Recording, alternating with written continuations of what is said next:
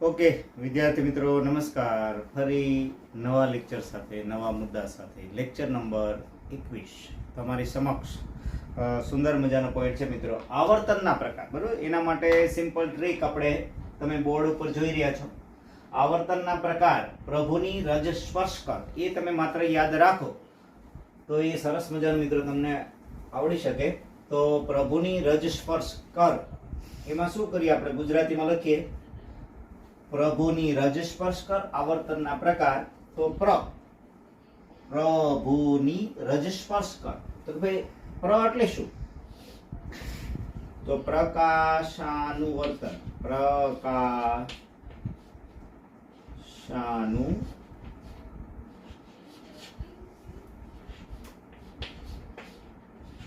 પ્રકાશાનુવર્તન બરાબર છે. પછી આવશે ભૂ આવર્તન.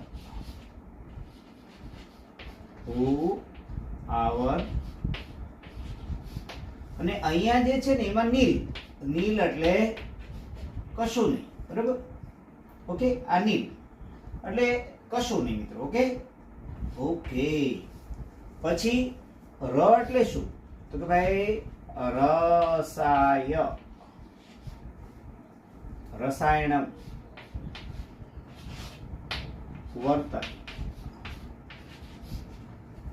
અને પછી આવશે જલાનું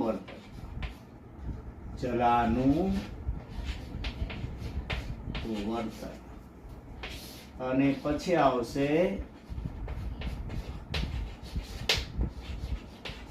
સ્પર્શાનું વર્તન. કેવું સરસ મિત્ર, સિમ્પલ સાદું. આવર્તનના પ્રકાર તમારે યાદ રાખવાના છે. તો પ્રભુની રજ સ્પર્શ કર. એટલે પ્રકાશાનું વર્તન, ભૂ એટલે ભૂ આવર્તન, નીલ એટલે નીલ, નીલ એટલે કશું નહીં, ર એટલે રસાયણનું વર્તન, જ એટલે જલાનું વર્તન, અને સ્પર્શ એટલે સ્પર્શાનું વર્તન. તો મિત્રો આમાં તમારે જવાબ કઈ રીતે, બરાબર, કોઈ ગોખવાનું નથી કે ભાઈ આવર્તન કે વનસ્પતિમાં આવર્તન જોવા મળે તો શેને કારણે જોવા મળે? તો ભાઈ વનસ્પતિમાં આવર્તન પ્રકાશને કારણે જોવા મળે. વનસ્પતિમાં આવર્તન ભૂ આવર્તન એટલે ગુરુત્વાકર્ષણ બળને કારણે જોવા મળે. વનસ્પતિમાં આવર્તન છે હલનચલન. બરાબર, આવર્તન એટલે હલનચલન. તો કે ભાઈ રસાયણને કારણે જોવા મળતું હોય, અને જલાનું વર્તન, અને એ રીતે સ્પર્શાનું વર્તન. રેડી? તો મિત્રો આજનું ટૂંકું સૂત્ર ખાસ યાદ રાખી લો, પ્રભુની રજ સ્પર્શ કર. ઓકે. તો પ્રકાશાનું વર્તન એટલે ભાઈ એની વ્યાખ્યા લખી તો બહુ સરળ કે જો વનસ્પતિમાં હલનચલન કોને કારણે થતું હોય? પ્રકાશને કારણે થતું હોય. કેવું સિમ્પલ, ગોખવાનું નથી. જો વનસ્પતિમાં હલનચલન કોને કારણે થતું હોય? પ્રકાશને કારણે થતું હોય તો પ્રકાશાનું વર્તન. તો અહીંયા શું કરશું? જો વનસ્પતિમાં હલનચલન ગુરુત્વાકર્ષણ બળને કારણે થતું હોય તો ભૂ આવર્તન.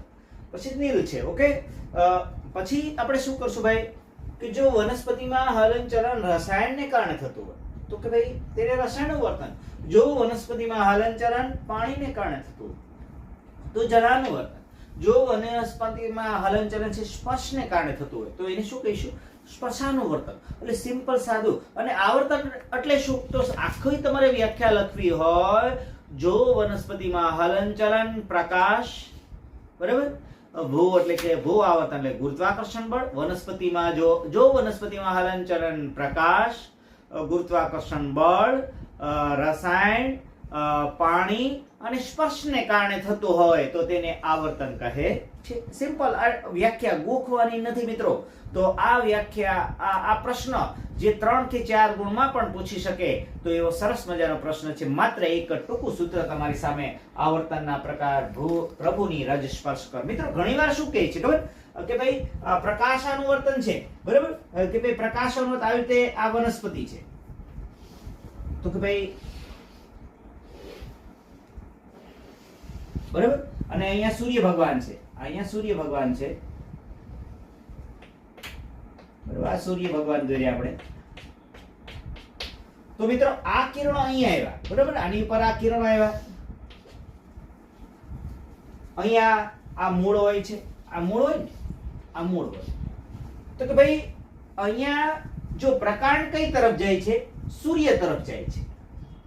પ્રકાંડ છે એ સૂર્ય ભગવાન જે બાજુ છે એ તરફ જાય છે. તો કે ધન પ્રકાશાનું વર્તન. આ પ્રકાંડ છે, આ પ્રકાંડ, પ્રકાંડ પ્રકાંડ છે ઈ શું દર્શાવે છે ભાઈ?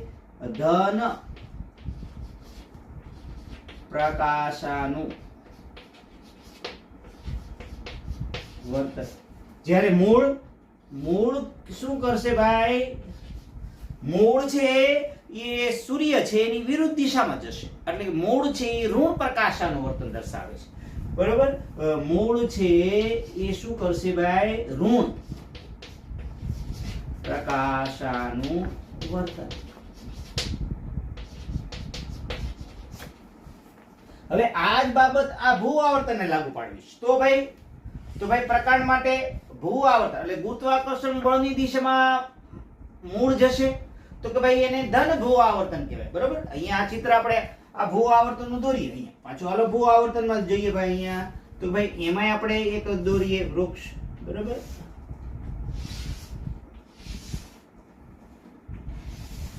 હાલો દોર્યું. તો કે ભાઈ આ પ્રકાંડ. બરોબર? આ મૂળ છે, આ પ્રકાંડ છે. પ્રકાંડ માટે આ ભૂ આવર્તનની બાબતમાં સમજીએ તો પ્રકાંડ છે જો ગુરુત્વાકર્ષણ બળ નીચે તરફ, ગુરુત્વાકર્ષણ બળથી નીચે તરફ, પણ પ્રકાંડ એની વિરુદ્ધ જાય છે ગુરુત્વાકર્ષણ, એટલે એને આપણે કહીશું ઋણ ભૂ આવર્તન. બરાબર? પણ મૂળ છે ગુરુત્વાકર્ષણ બળની દિશામાં જાય, તો કે ભાઈ આને શું કહીશું ભાઈ? મૂળ છે એ ધન ભૂ આવર્તન. રેડી મિત્રો? તો આ વાત એક સમજવાની છે મિત્રો. રેડી? સિમ્પલ સાદી વાત છે કે ભાઈ ભૂ આવર્તન માટે પ્રકાંડ છે બરોબર ગુરુત્વાકર્ષણ બળની વિરુદ્ધ દિશામાં જશે, એટલે એ ઋણ ભૂ આવર્તન. પછી મૂળ છે પાછું ધન. શું કામ? એ ગુરુત્વાકર્ષણ બળની દિશામાં જાય છે, એટલે અહીંયા બંનેની બાબત છે બદલાય. તો મિત્રો આ સિમ્પલ સાદું સૂત્ર પ્રભુની રજ સ્પર્શ કર આજે જ તૈયાર કરો અને સરસ મજાનો બરાબર પરીક્ષાની એસએસ બોર્ડની તૈયારીના ભાગરૂપે મિત્રો આ કામ કરવાનું છે. રેડી મિત્રો? તો આજનું લેક્ચર અહીંયા પૂર્ણ કરીશું. મેં ફરી પાછા આપણે નવા લેક્ચર મનીષ વિંજોડાના નમસ્કાર સાથે છૂટા પડી. Thank you.